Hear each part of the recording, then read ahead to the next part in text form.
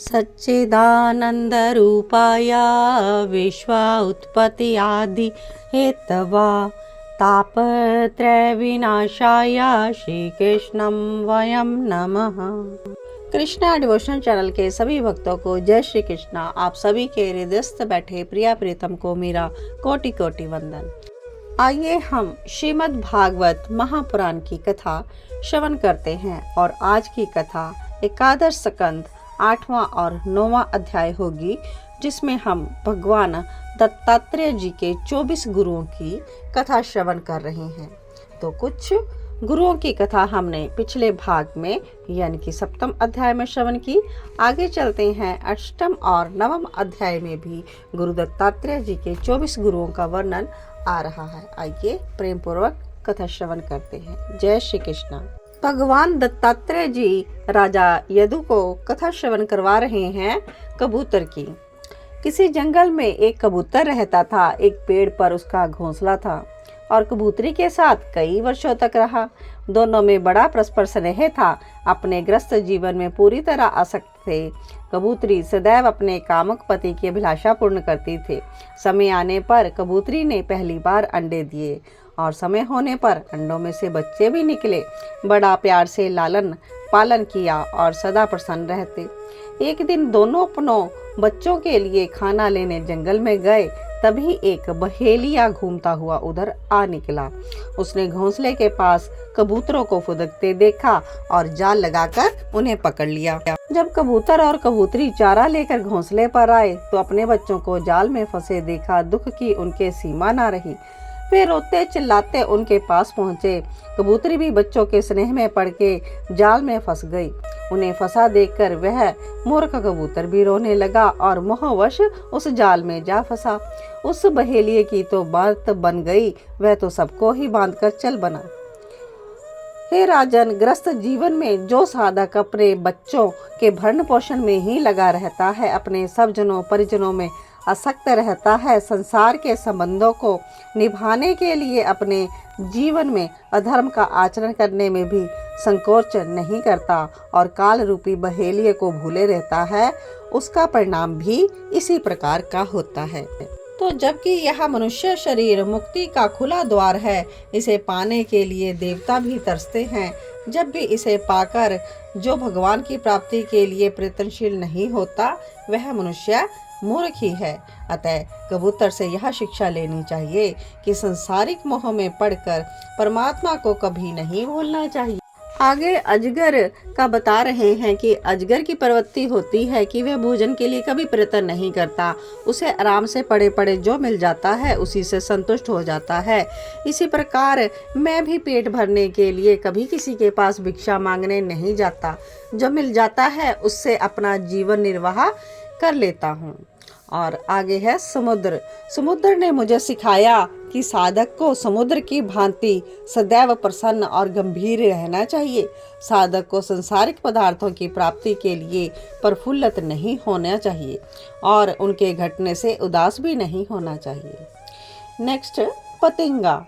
पतिंगा आग के रूप पर मोहित होकर उस पर कूद पड़ता है, नष्ट हो जाता है। उसी प्रकार साधक को इंद्रियों के वशीभूत होकर नारी सौंदर्य के प्रति आसक्त नहीं होना चाहिए। ऐसा व्यक्ति भोग विलास में डूबकर सिवाय नरक में गिरने के कुछ भी प्राप्त नहीं करता और बुद्धिमान मनुष्य कंचन की कामनी के नाशवान सौंदर्य के प्रति आसक्त होकर पतिंगे के समान अपने जीवन को नष्ट कर देता है। सन्यासी को अपना जीवन भोरे की तरह व्यतीत करना चाहिए। उसे ग्रस्तों को कभी कष्ट नहीं देना चाहिए। उसे भोरे की भांति सभी शास्त्रों का रस संग्रह तो करना चाहिए, लेकिन मधुमक्खी की भांति भोजन का संग्रह नहीं करना चाहिए। हे राजन, हाथी से मैंने सीखा कि सन्यासी को कभी स्त्री के मोह में नहीं फंसना चाहिए। जैसे हाथी हथनी के मोह में शिकारियों के जाल में फंस जाता है, तो इसी तरह स्त्री के मोह में पड़कर सन्यासी का अपना यश और जीवन दोनों नष्ट हो जाते हैं। मधु निकालने वाले मनुष्य से मैंने यह सीखा कि धन के लोभी मनुष्य मधुमक्खियों की तरह धन संग्रह तो बड़े यत्न से करते हैं, परंतु वह उनके काम कठिनाई से ही आता है। लोभ के कारण वे दान आदि भी नहीं देते, जिससे कि दूसरों का भला ही हो जाए। तो कोई मधुमक्खियों के द्वारा संचित शहद की भांति उनके धन को भी ले उड़ता है।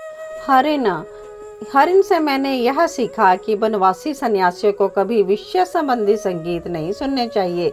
जैसे व्याध की बांसुरी से मोहित होकर हरिण उसके जाल में फंस जाता है, हिरणी के गर्भ से उत्पन्न ऋषि श्रृंग मुनि स्त्रियों का भोग विलास संबंधी गीत सुनकर उनके वश में हो गए और अपना आदर भी गवा बैठे थे। हे राजन, मछली कांटे में लगे मांस के टुकड़े के लोभ में जैसे अपने प्राण गवा देती है, वैसे ही स्वाद का लोभी मनुष्य अपनी जीभ के वश में हो जाता है।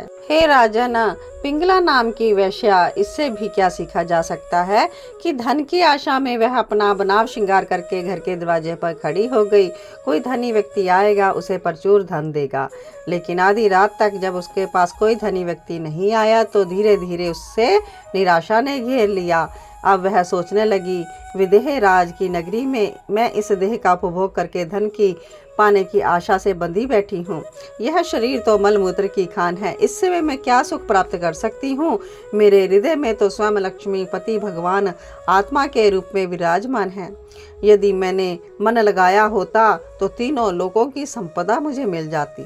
ऐसा सोचते सोचते उसके मन में वैराग्य भाव उत्पन्न हो गया। उसने सारा का सारा मोह त्याग दिया। धन की आशा वास्तव में बड़ी बुरी है। इंद्रियों के अधीन होकर मनुष्य धन, वैभव, सुख, समृद्धि की कामना करता है, परंतु जगत का यह भौतिक सुख क्षण भंगुर है। हे राजन, पिंगला ने इस तरह यह निश्चय किया कि धन की आशा से कभी सुख नहीं मिल सकता। लालसा का परित्याग करके शांत भाव से वैराग्य धारण करना ही सच्चा सुख है। तो तभी से मैंने आनंद से अपना जीवन यापन शुरू कर दिया।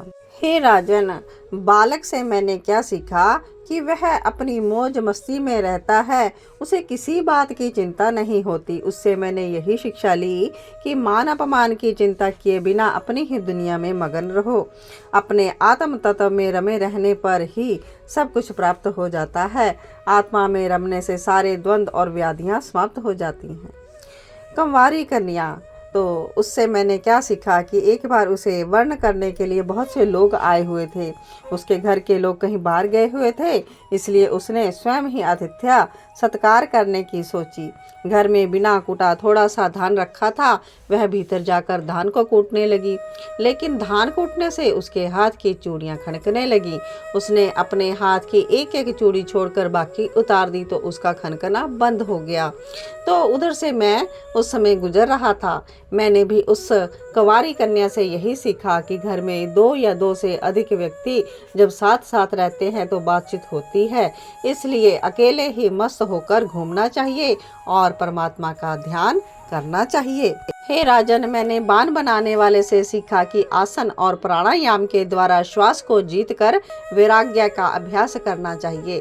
मन को वश में करके सावधानी पूर्वक एक लक्ष्य की ओर लगा देना चाहिए।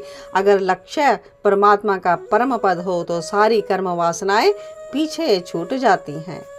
सांप से यह सीखा कि सांप की भांति सन्यासी को अकेले ही घूमना चाहिए। उसे मंडली बनानी नहीं चाहिए, ना मठ बनाकर बैठना चाहिए। वह बिना किसी से सहायता लिए किसी से व्यर्थ में बातचीत ना करे।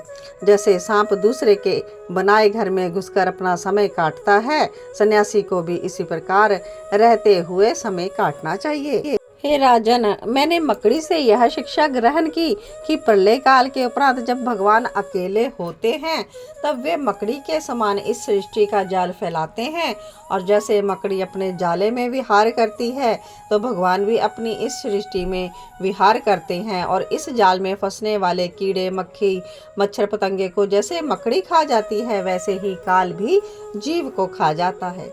हे राजन, भृंगी से मैंने क्या सीखा।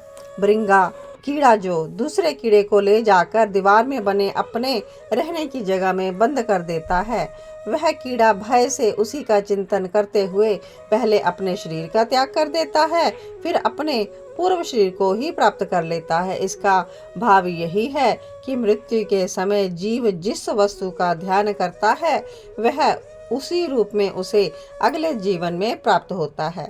इसलिए किसी अन्य वस्तु का चिंतन ना करके अंत समय में परमात्मा का ही चिंतन करना चाहिए। तो इस प्रकार हे राजन, मैंने अपने गुरुओं से क्या सीखा यह मैंने आपको बताया।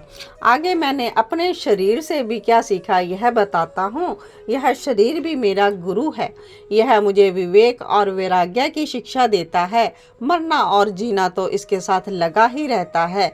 इस शरीर से मोह रखने का परिणाम यह होता है कि दुख पर दुख भोगना पड़ता है। इसलिए मैं इसे कभी अपना नहीं मानता, क्योंकि यह एक दिन नष्ट हो जाएगा। इसलिए मैं पूरी तरह से तटस्थ रहता हूँ और शरीर जीवन भर अपने परिवार के लिए कर्म करता रहता है, अनेक प्रकार के सुख दुख भोगता रहता है। इसके प्रति किसी का मोह नहीं रह जाता तो वह स्वयं तो जाता ही है और दूसरे जीवन की नींव भी रख जाता है, उसे भी सांसारिक दुख भोगने के लिए छोड़ जाता है। हे राजन, परमात्मा ने असंख्य योनियों का निर्माण किया, परंतु उसे संतुष्टि प्राप्त हुई इस मनुष्य का शरीर की रचना करके, क्योंकि इस शरीर से जीव पुरुषार्थ की प्राप्ति कर सकता है और परमात्मा को प्राप्त कर सकता है। विषय भोग तो अन्य योनियों में प्राप्त हो सकते हैं, परंतु परम तत्व परमात्मा को प्राप्त करने का मनुष्य योनि में ही साधन किया जा सकता है। इस अमूल्य जीवन को व्यर्थ में नहीं खोना चाहिए। यही सब सोचकर मैंने वैराग्य का मार्ग अपनाया। मेरे हृदय में ज्ञान विज्ञान की ज्योति जगमगाती रहती है।